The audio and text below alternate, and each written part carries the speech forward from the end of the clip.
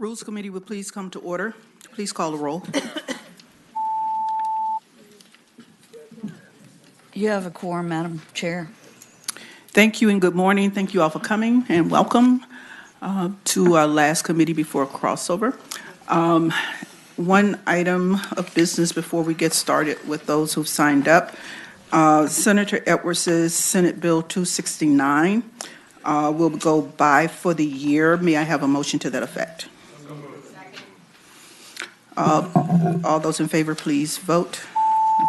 Those opposed, please vote. Ayes 14, no 0. Ayes 14, noes 0. That bill will go by for the year. We will start with those who signed up. Senator Servo.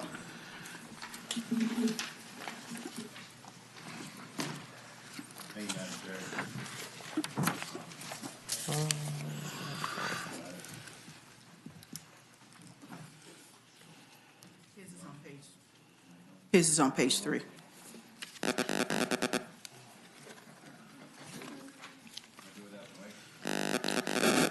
We must not want to hear you. You've exceeded your speaking limit.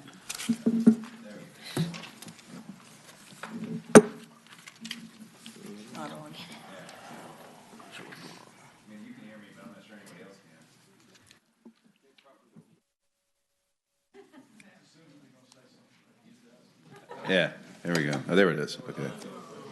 All right. So, Madam Chairman, this one's an amendment to the employee retaliation statute that we passed 2 years ago. And this is, nobody asked me to carry this bill. It's just an idea that I had. But I've had, through the years, talking to people, constituents complaining that serving in the General Assembly is, it's a privileged sport for only those that can afford to do it or whose employers are tolerant of them to do it. And I've had people telling me we ought to be full-time, which I don't agree with. And in thinking about it, in hearing people say that their employer would never let them do it, it occurred to me that one way to perhaps make it easier for people to participate if they had a job that wouldn't like that, that we could add something to the employee retaliation statute that basically said if you ran for office or you were serving as a member, you couldn't be retaliated against as an employee. And I mean, I have heard from some other members through time who've said that they've had difficulty in employment in serving, and I just think this would perhaps make it easier for some people to run and serve. And that's why I brought it. And I thought the employee retaliation statute created an opportunity to make that a possibility. So that's why I put it in. Senator Sasslaw. You know, there's a lot of businesses that are just, one-shop type owners. Scott, there is no way in the world they can relinquish somebody for 60 days. If one of my employees told me that, they'd be gone. That's the end of their job. This is nuts. What do you think about it, Sassel? Just give us your opinion, Senator Sasslaw. Senator Norman. Madam Chairman, my opinion is not quite that pointed. Scott, I asked this because I've heard this a number of times. How does that have the potential to impact law firms? I mean, I've heard a number of times that law firms have a policy, particularly larger law firms, that they do not want their attorneys running for public office because of the conflict or the perceived conflict that they have with a diversity of clientele. Yeah, well, there's obviously some firms that, because of the Code of Professional Ethics, can't accept a member of the legislature if they have a lobbying practice. I know, for example, Delegate Sullivan had to leave Reed Smith when he got elected because they had a lobbying practice, and the Code of Professional Responsibility didn't allow him to do both. So there's some firms where it's just not possible. And so I would think that wouldn't be an issue. But if the firm has sort of a policy choice that's just something that they like, that's a different issue, and that would be prohibited by this. Madam Chair? Senator Eben. There's also... I said Eben. Oh, okay. Yeah, while I like the spirit of the bill, from personal experience, I could tell you, I once interviewed to be a federal lobbyist for a national association, and we were getting along great, and they said, And they said, so what's this General Assembly thing? Is that just a few days a week? And I said, no, I'd be away in January and February. And they said, but that's when our conference is, so we can't consider hiring you.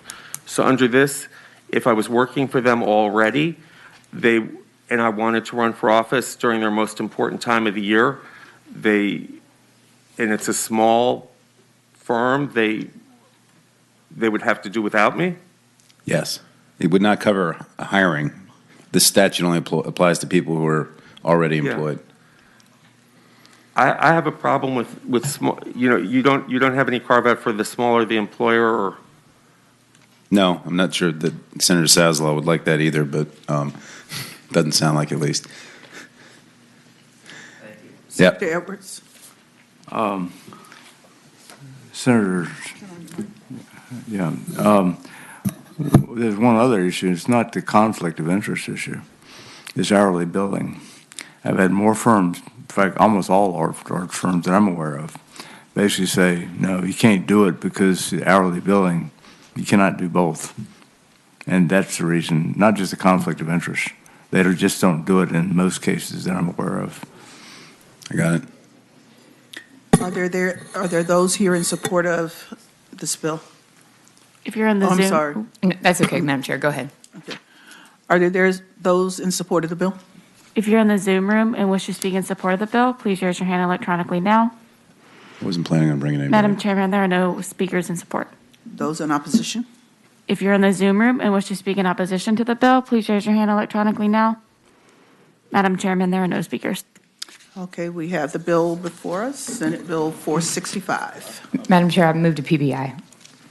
It's been moved and seconded that Senate Bill 465 be passed by indefinitely. Those in favor, please vote. Those opposed.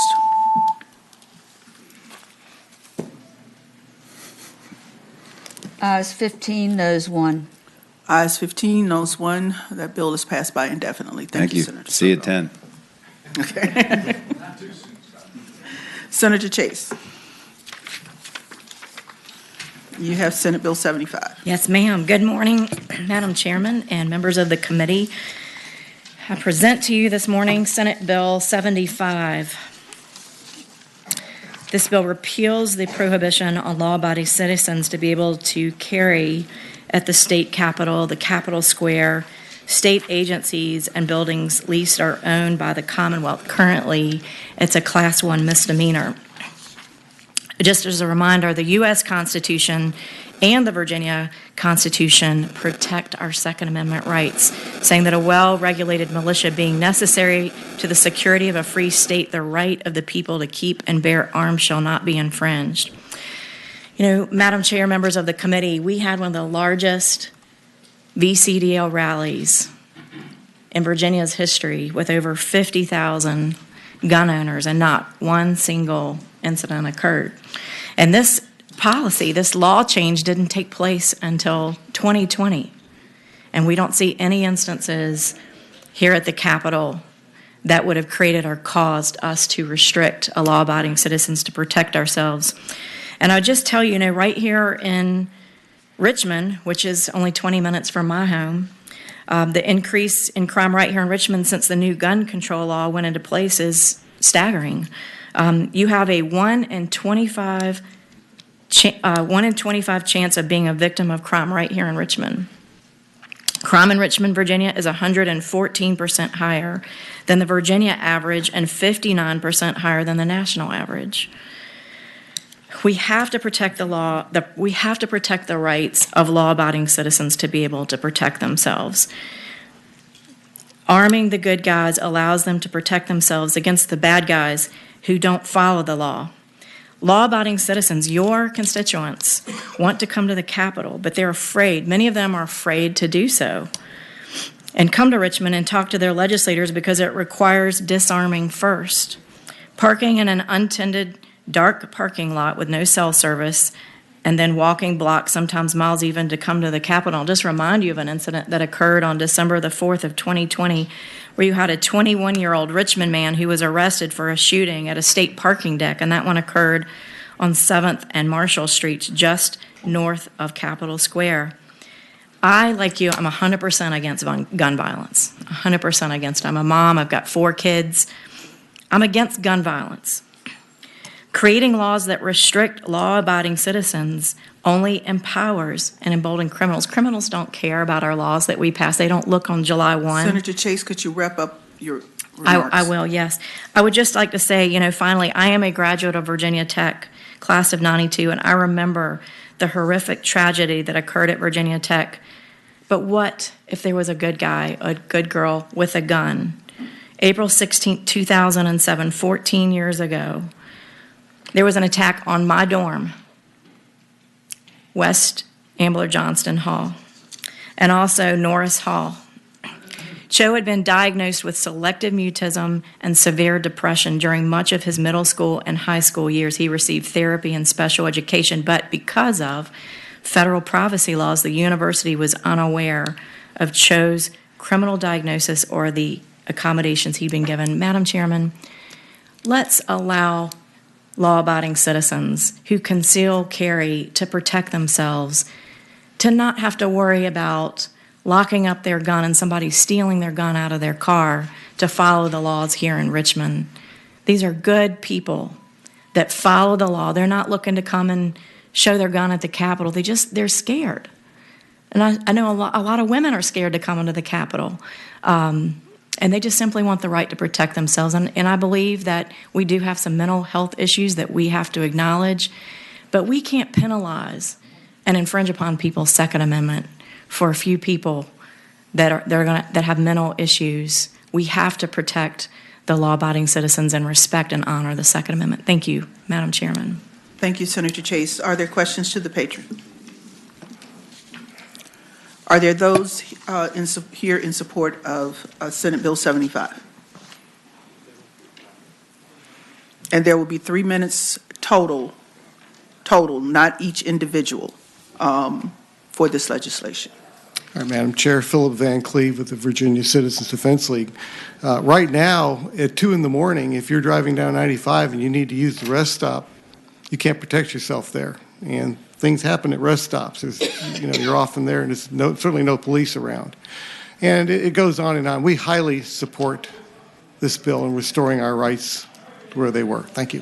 Thank you. Good morning, Madam Chair and members of the committee. My name is Patricia Webb. I'm with the Virginia Citizens Defense League. I'm also an older person that's not as fast as I used to be, not as strong as I used to be, and I travel a lot. And I carry a gun to protect myself because it is known as the great equalizer. There's a reason for that. There are good people all over this state that have to go to DMV, that have to stop at rest stops, that have to come here. And you put us in a position where if we carry our gun to protect ourselves, we have to leave it in our car where a criminal can break into our car and get it. So you're actually empowering criminals to get guns. So I implore you to please change this law. Thank you. Thank you. If you're in the Zoom room. If you're in the Zoom and wish to speak in support of this legislation, please raise your hand electronically now. Madam Chairman, we have 2 speakers, beginning with Vic Nichols. Okay, you have 1 minute and 48 seconds remaining.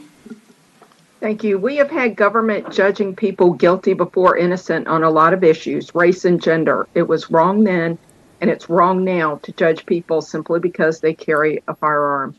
Virginia Beach Building 2 showed you that gun-free zones are murder the innocent zones and empower criminals, not helping out regular people. Thank you. Thank you. Diana Howard, please unmute and begin your testimony. I'm Diana Howard, the chair of the Virginia Beach Tea Party, and for all the reasons stated, we support this bill. We should not be unarmed to protect ourselves and leave our guns in our cars to go from place to place. Thank you. Thank you, Ms. Howard. Madam Chairman, that is our last speaker in support. Okay, are there those in opposition? If you're in the Zoom room and wish to speak in opposition to the bill, please raise your hand electronically now. Madam Chairman, there are no speakers. Okay. We have Senator Chase. You want to wrap up? I would love to wrap it up. Just very quickly, I don't know if y'all looked in the gallery, in the Senate gallery yesterday. There was a young lady sitting in your back left. She was handicapped. She was disabled, all because of an ex-husband. She started a group called DC Talk, and she is now an advocate for victims of domestic violence who have chosen to learn how to shoot a gun so that they can protect themselves. So, Madam Chair, we've got to do something to help these women and these men who feel afraid to be a part of society because someone's going to try to hurt them. I'm also a victim of that, and I'll just leave it at that. It's not fun to be a victim. Let's empower people. Let's empower our women. Let's empower our minority communities. Let's empower all communities to be able to protect themselves and stop empowering the bad guys with a gun. Let's empower the good guys and good girls. Thank you, Madam Chair. Thank you, Senator Chase. We have Senate Bill 75 before us. I move that it be passed by indefinitely. It's been moved and seconded that Senate Bill 75 be passed by indefinitely. Those in favor, please say aye. Those opposed, nay. It's recorded. It's a recorded vote. Ayes 13, noes 3. Ayes are 13, noes are 3. The bill is passed by indefinitely. Thank you, Thank you, Senator Madam Chair. Chase. What happened to my cue?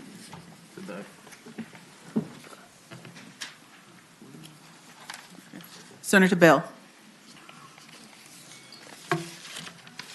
Thank you, Madam Chair. Good morning. Senate Bill 723.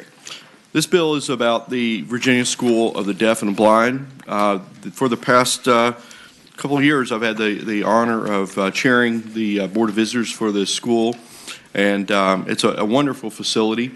I know some of you have served on this board in the past. Senator Hanger was the chair of the Board of Visitors prior to me, did an amazing job. This school's in Stanton.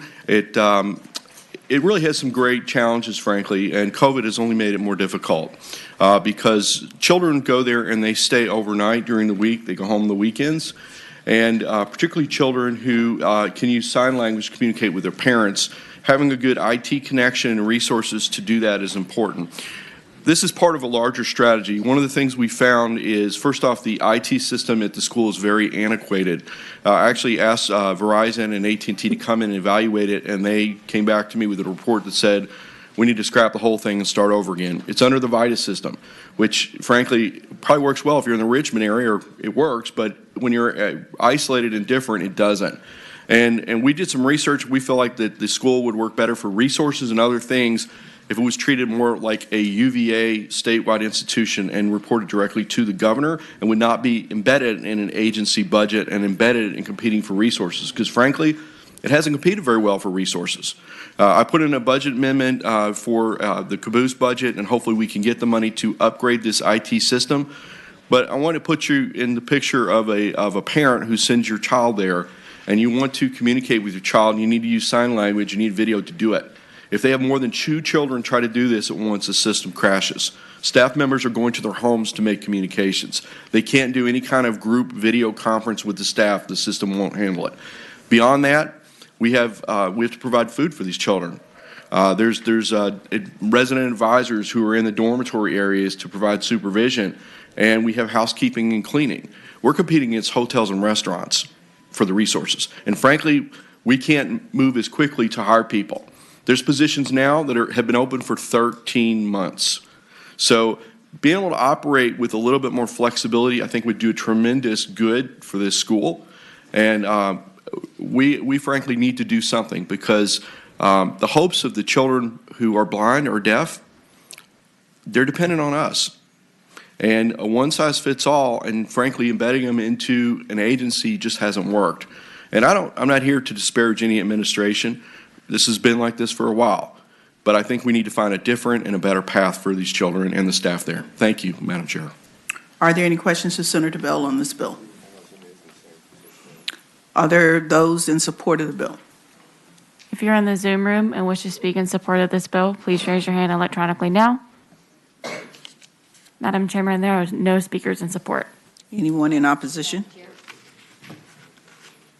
If you're in the Zoom room and wish to speak in opposition to the bill, please raise your hand electronically now. Madam Chairman, there are no speakers, excuse me. Senator Favola. Thank you. I served with Senator Hanger on the board of the Virginia School for the Deaf and Blind for 8 years, and there will be some additional advantages if we create this sort of standalone option so the school reports directly to the governor. It's a very unique school. It has been nationally recognized. They are working to expand their services so they can offer more supports to our public education system where there are special needs children in the public schools that may need additional support.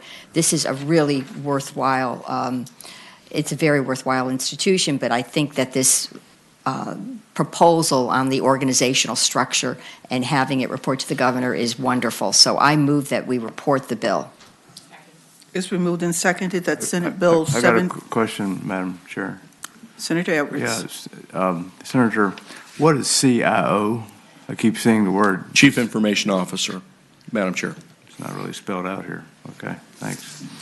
It's been moved and seconded that Senate Bill 723 be reported. Madam Chair, I'm sorry, down the end.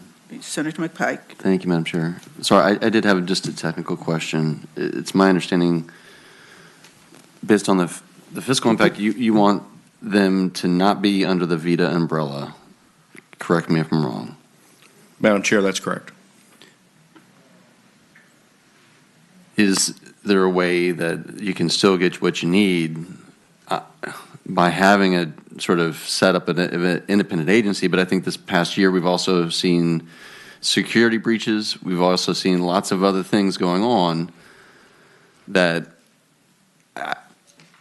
I think where you're going is great. I have a concern about the number of security breaches happening at the local and state level, and having yet another standalone entity that does not have sort of the IT cybersecurity support is the only thing that sort of raises red flags for me.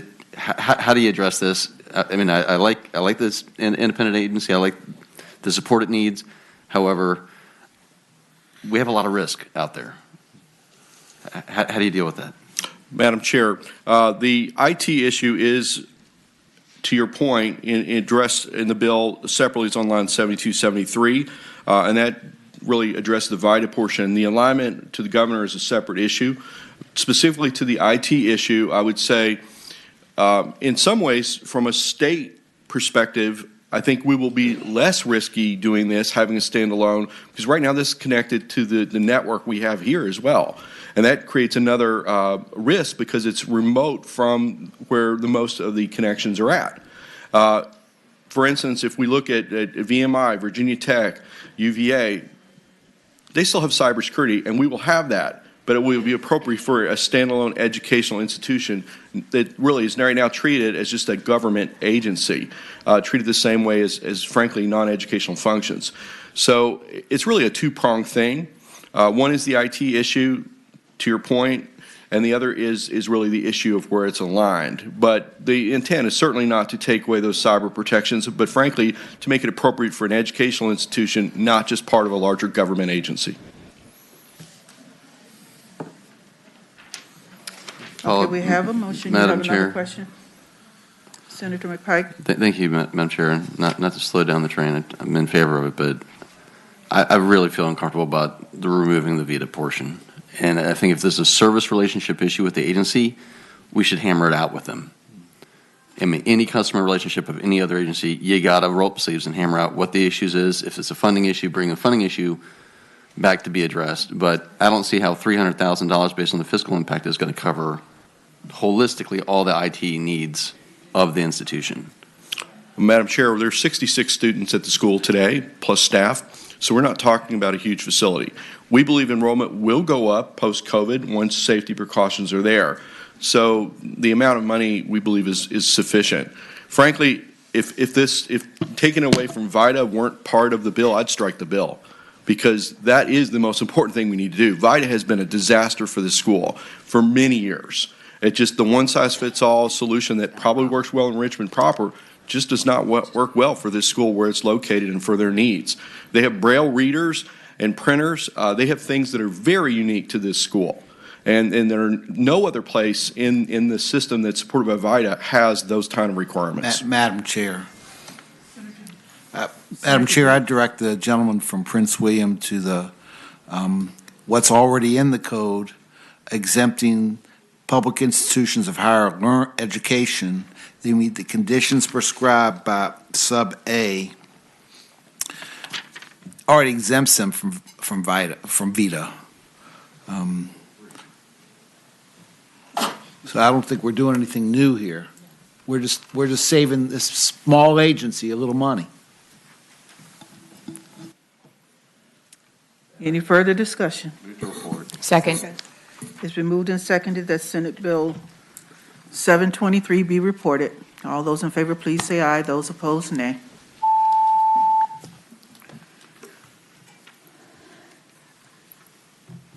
I thank the committee. 16, no, 0. Aye 16, no 0. Bill's reported. Thank you, Senator Bell. Senator McClellan. Good morning, Madam Chair. I have Senate Joint Resolution 33. I discussed this a couple of weeks ago, and you raised questions about the difference between this study, which is focused primarily on the structure of local registrars, electoral boards, and how they interact with the Department of Elections, including with the substitute, how funding flows from the state to the local electoral governance. I do have a substitute that basically dedupes this study to remove any elements that were already studied by JLARC in 2018. But again, that study was focused primarily on the structure and operations of the Department of Elections. This one is more focused on the structure and governance of the local registrars, local electoral boards, the supervision the Department of Elections is supposed to provide over there, what accountability there is, and the funding structures. So so there is a substitute. I don't know if you all have been given it yet. We need to adopt a substitute. Second. It's been moved and seconded that we adopt a substitute to SJ 33. All those in favor, please say aye. Aye. Those opposed? Okay. Mr. Greer?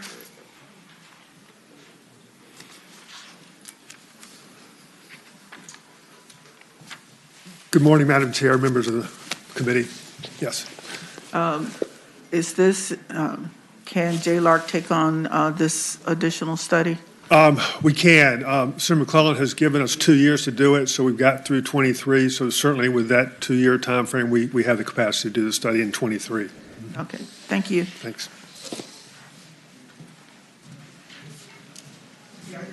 Are there any questions to Senator McClellan?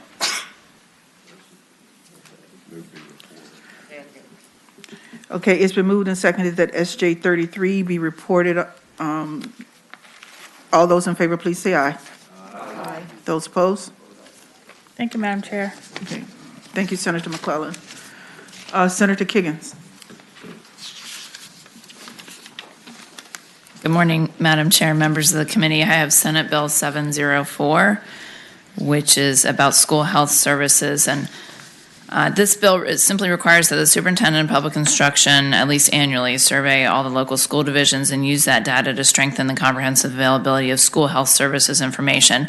This bill is kind of a prerequisite to the school nurse issue that we had that bill last year, and I think it's even been in previous years. But there was a lot of questions last year about, which schools needed a nurse, what level of nurse did they need? Did they need registered nurse? They need an LPN. How many students were serviced at that school? Was their contract with Department of Health? So we are trying to just provide the maximum amount of information and that we can so that we get that in the best form. And I know last year we had a report from the Department of Education as to what recommendations they had, and this was one of the things that they recommended, that we make this survey an annual requirement. Right now it's voluntary, and for the 2020-21 school year, only 90 of our school divisions, so only 68% of them actually filled out this voluntary form.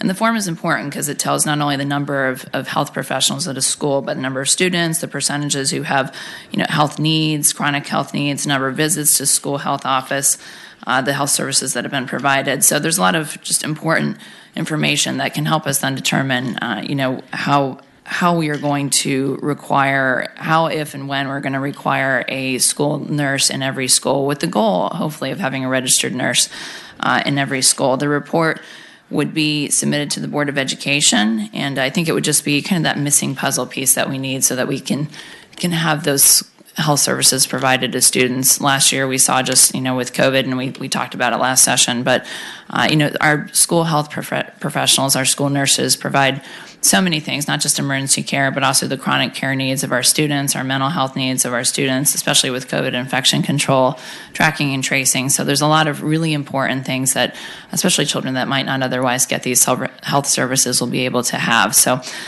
with that, I just request that we pass this bill as just an important piece so that we can get that school nurse bill hopefully in a perfect form for next year. Are there any questions to Senator Kiggins? I have Senator Vivola. I guess the survey would be developed in a collaborative way because it's, there's a base of information out there. Let's put it that way. There's some evidence out there that if surveys are too long or too complicated, or it could discourage completion, and you want to make sure you get the information you need. But you've got to be careful how you ask for it. And sometimes if you have buy-in from the stakeholders who have to complete the survey, and if they have buy-in in shaping the survey, it's a good thing. So the survey exists right now, and it's out there, and I'm okay if they tweak it and whatnot, but it's administered currently online, and it's just the issue I think is that it's voluntary, and so not a lot of them are doing it. But I have not seen the survey. I know we have some speakers that have seen the survey that are from the School Nurses Association, can tell us how comprehensive it is. But I hope that wouldn't be something that would prevent the superintendents from filling that out. But if you don't mind, we have people to speak in support that could maybe answer that question as well. Okay, we can. Madam Chair. Senator Marston. Thank you, Madam Chair. This is a massive amount of work for school systems like Fairfax County, for instance, with hundreds of schools, to compile this locally, track it all down, get it aggregated at a central level, and put it forth.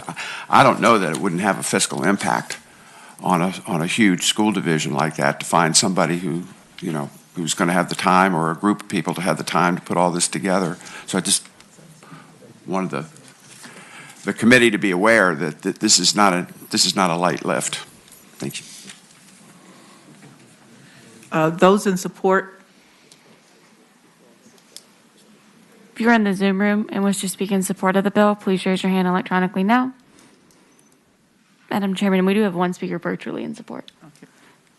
Gina Bellamy, please unmute and begin your testimony. Good morning. Can you hear me? Yes, Ms. Bellamy. Thank you. I'm Gina Bellamy. I'm the immediate past president of the Virginia Association of School Nurses, and I'm a supervisor of school nursing in Northern Virginia. The Virginia Association of School Nurses supports this legislation. Data collection is extremely important in education and healthcare. The National Association of School Nurses research priorities include the recommendation that data reliability, quality, and availability be addressed to advance research in child and school health.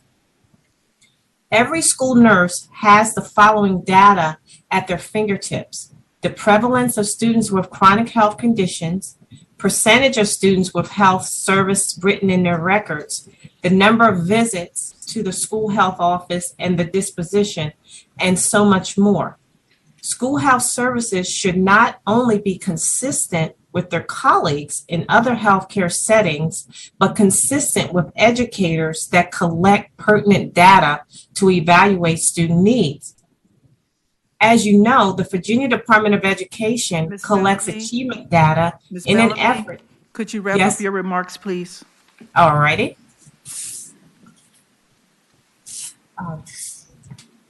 Virginia Department of Education collects achievement data in an effort to close the education achievement gaps across Virginia.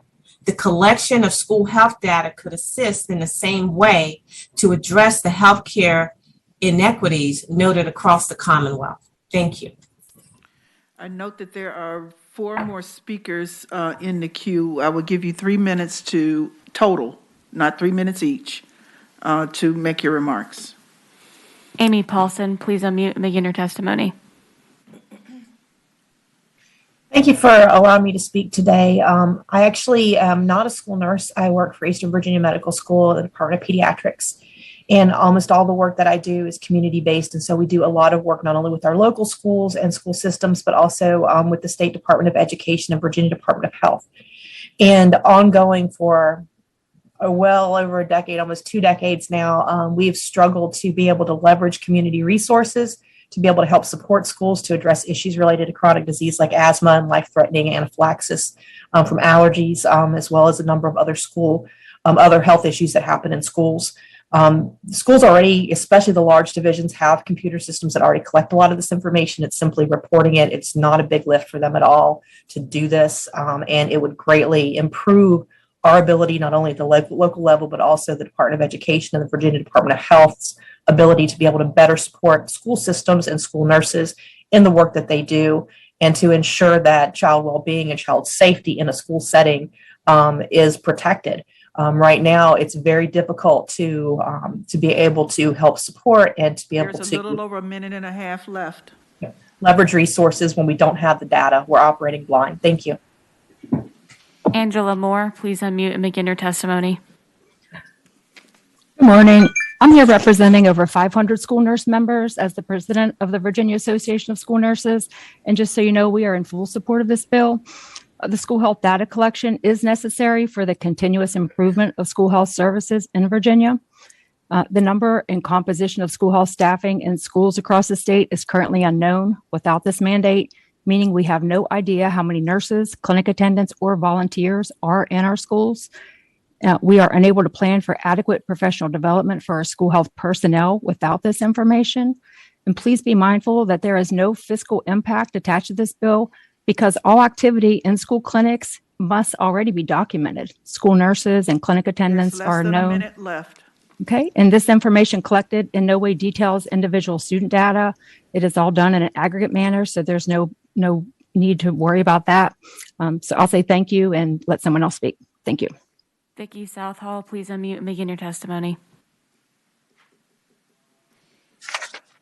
Good morning. My name is Vicki Southall, and I teach pediatric and community health nursing at the University of Virginia. Although today I'm speaking on my own behalf, and I speak in strong support of Senate Bill 704 for all the reasons that have already been mentioned. As a Commonwealth, we can't know what we need if we don't know what we already have and which needs are being met and which are not. I ask for your support of Senate Bill 704. Thank you very much. Erin Maghall, please unmute and begin your testimony. Good morning, Erin Mon. I am a member of the Virginia Association of School Nurses. I also am the director of the Center for School Health Innovation and Quality and am a faculty associate professor at George Mason University, although speaking on my own behalf. I also speak in support of this bill. I think it's critical, and as the former director of the National Association of School Nurses, I have seen that when states have data, they're able to do so much. Time has expired. Thank you. Madam Chair. I need to see if there's anyone in opposition. If you're in the Zoom room and wish to speak in opposition to this bill, please raise your hand electronically now. Madam Chairman, there are no speakers. Thank you. Senator Kagan. Madam Chair, just to wrap up real quick too. And last year, I think that the biggest pushback, and I know that, like I said, bill's been brought for numerous years, but the biggest pushback was that there were so many unanswered questions to the needs for school nurses. So this is just our way to rectify that, to answer those questions, so that we can then bring a bill forward that will work. So, and we have to do something. I feel like we can't just continue to kick that can down the road. Let's answer the questions and go from there. Senator Kiggins, I have 2 questions. One, is this now a mandate? It is not. It is currently voluntary right now. Okay. And it's only 68% roughly of the schools did it last year. Okay. Secondly, to follow up on Senator Marston's statement, even though it says that there's no anticipated state fiscal impact, it is indeterminate as to how much this is going to cost local governments to conduct this survey. So do we have any idea as to the cost to local governments? Shouldn't be a cost to local governments. So the superintendent is the one who is going to be required to submit that form. I'm sure he's got other forms to submit, but it's voluntary now. I don't know how extensive the form was, but we have had no complaints that I'm aware of, at least, that this form is just so cumbersome that we can't do this. So again, I need people to get this information so we can get this done. And I would think if they understood, the purpose behind it, that we're trying to provide these adequate health services for students, that they would be more than happy to fill that out. Okay, thank you. Okay, real quickly, someone's behind you. Hi, Becky Bowers. I'm here with the Virginia Association of School Nurses. And Senator Marsden, I did want to partially answer your question about the cost in Fairfax. Fairfax is moving to a model in which there will be registered nurses in every school. It's going to take a little while, but they have done that in response to some of the issues around not having adequate presence of health services in schools. It's the school nurse who collects those data now. So I think that they can move in the direction of doing this data collection at Fairfax. Thank you. Okay, we have Senate Bill 704.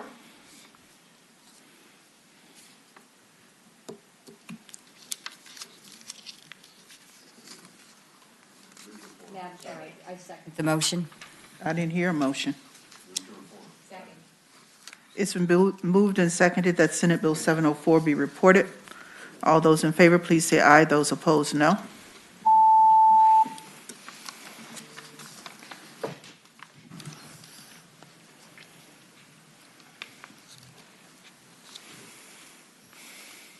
Ayes 10, noes 6. Ayes are 10, noes are 6. Bills reported. Thank you, Thank Senator you, Madam Higgins. Chair, members of the committee. Okay, we are now down to members. Senator Favola. Senator Favola. Madam Chair, thank you. Would you like me to go to the podium, or may I? Whatever floats your boat. Oh, okay. Well, I'll present from here. So this is Senate Bill 62. So it's probably a nice complement to the bill we just heard from Senator Higgins. What Senate Bill 62 does is it creates a school health services committee. It would be established in the legislative branch of state government. So the clerk's office, I guess, would staff it. The purpose of this would be to advise lawmakers on proposals that would require local school boards to offer certain health services in a school setting. Some of you may remember that several years ago we had a slew of bills that actually required schools to offer various health services. The EpiPen was just one of them, but we continually get requests each year to sort of turn our schools almost into primary care clinics. That may not be a bad idea, but I think we need to know exactly what the school boards think they can do, what kind of resources might be needed, and what additional tweaks in legislation would be helpful. And I think this committee can serve that purpose. On the membership, I've created it with 14 members, 8 legislative members, 4 non-legislative citizen members. We're looking for expertise, and 2 ex officio members. 3 would come from the Senate, appointed by the Rules Committee. The 3 members would be serving on Ed and Health. And then I had 5 from the House of Delegates only because their subject areas were split. So, they have education as a separate standing committee, and then they have HWI. So I was trying to get input from both of those standing committees in the House, which is why I moved to 5. But I understand my colleague may have an amendment. So that actually is the bill. And I do want to note, though, that what did I want to tell you? I'm looking for my fiscal impact. I have a slight fiscal impact of $28,000 a year. So that concludes my report. Are there questions to Senator Favola? Those in support? If you're in the Zoom room and wish to speak in support of this bill, please raise your hand electronically now. Madam Chairman, there are no speakers virtually. Opposition?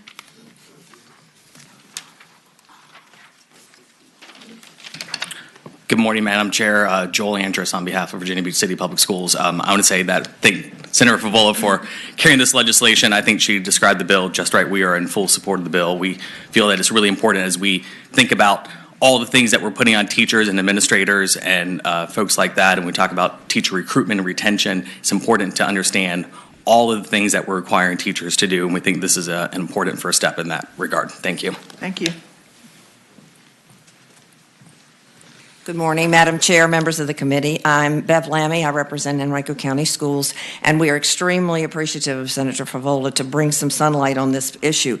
Our schools right now with local dollars actually have RNs at all of our secondary schools, and we have LPNs at the elementary schools.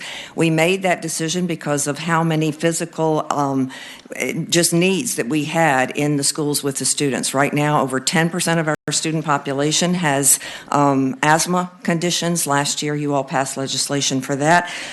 In one high school, we had over 12,000 clinic visits, and this is not passing out Band-Aids. These are taking care of anything from student pregnancies, tracheostomies. We have organ transplant students. So thank you for your support with this. We really would appreciate it. Good morning, members of the committee. I'm Emily Griffey with Voices for Virginia's Children. We support this legislation. We think it's a smart and forward-thinking committee to establish to look at the overall health and well-being of our students. Thank you. Thank you.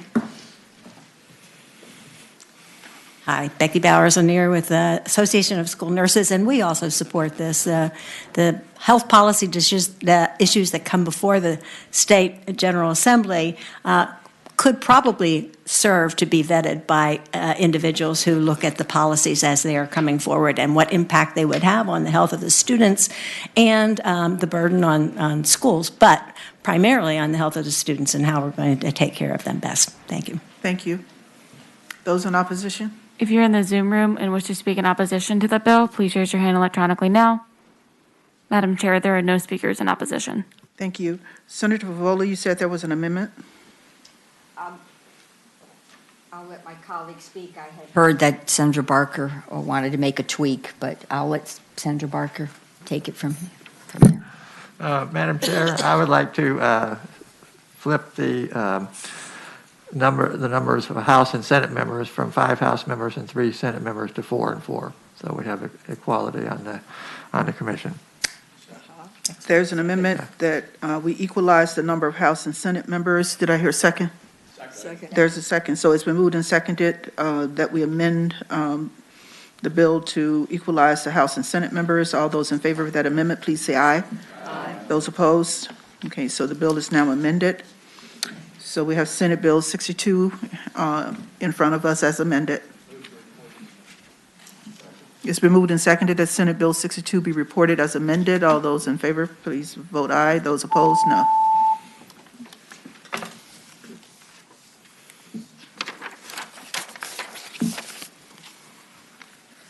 Ayes 16, no 0.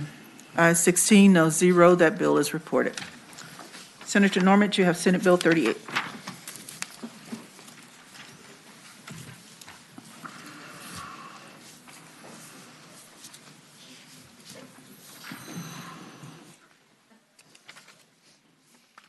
Good morning, Madam Chairman, ladies and gentlemen of the committee. I have Senate Bill 38, which is not a novelty to you. It actually passed out of the Senate last year 38-0. Unfortunately, when it got to the House of Delegates, they interpreted it as an attack on the first female speaker in the history of the Commonwealth and defeated it, which actually had nothing to do with it. But basically, it provides that the Capitol Square Preservation Council, including its powers and responsibilities, can review alterations, removal, those type of things within the Capitol, just expanding the existing statutory provisions. All right. It's been moved and seconded that SB 38 be reported. All those in favor, please vote aye. Those opposed, no. Thank you, Madam Chairman.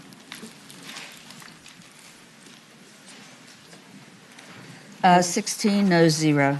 16-0, that bill is reported. We have one resolution left, Senate Joint Resolution 66. Senator Lewis. Yes, ma'am. Thank you, Madam Chair. Madam Chair, SJ 66 establishes Malnutrition Week in Virginia, Malnutrition Awareness Week in Virginia. Up to one out of two older adults is either at risk of becoming malnourished or is malnourished. Disease associated with malnutrition in older adults is estimated to cost $51.3 billion each year. Hospital costs can be 300% more for malnourished adults, and malnutrition is particularly prevalent in vulnerable populations, older adults, and people in underserved communities. I believe there may be somebody here to speak very briefly in favor of it, Madam Chair. Okay, if you will come forward, briefly speak. Thank you. Good morning, Madam Chair and members of the committee. I'm Carla Hesseltine. I live in Virginia Beach, Virginia. I serve on the Human Rights Commission. I also serve on the Commonwealth Council on Aging for Congressional District 2. In a state as rich in resources as Virginia, no one should be suffering from malnutrition issues, especially our vulnerable populations like the older adults and people in underserved communities. Malnutrition and food scarcity are issues that many people don't realize that we have here in our state. 10,000 people in Virginia 10,000 people a day turn 65. According to Virginia's roadmap to end hunger, our senior population is expected to double by 2030, which means our safety net will need to grow exponentially to meet the unique needs of older, food insecure for Virginians. A great first step is to raise awareness and start conversations and hopefully some action regarding this all-important issue. I thank Senators Lewis and Evans for patroning the resolution, and ask for the support for the first week in October to be named as Malnutrition Awareness Week. Thank you. It's been moved and seconded that SJ 66 be reported. All those in favor, please say aye. Aye. Those opposed? SJ 66 is reported. Thank you. Thank you. And that concludes our docket. And I failed at the beginning to welcome our newest member to the all-powerful Rules Committee, Senator Newman. Welcome. I'm glad to join Senator Eben as your right and left sponsors. So thank you. That concludes our docket. The committee shall rise.